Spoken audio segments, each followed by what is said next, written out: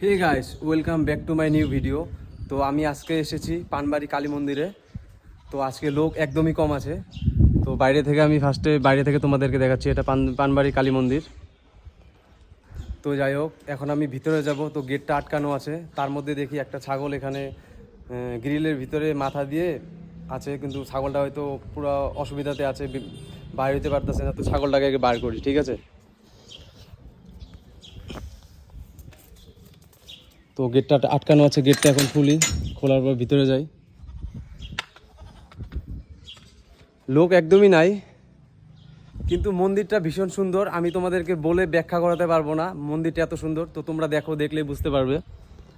মন্দিরটা দেখো কত সুন্দর। আর এখানে দেখতে পাচ্ছ কালী মায়ের মূর্তি।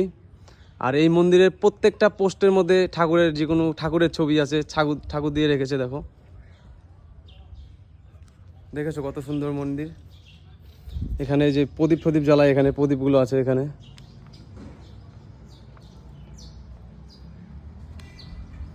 দেখো মন্দিরটা। আর গাইস, খালি পায়ে আছি, পা একদম পুরো শেষ হয়ে যাচ্ছে, এত গরম।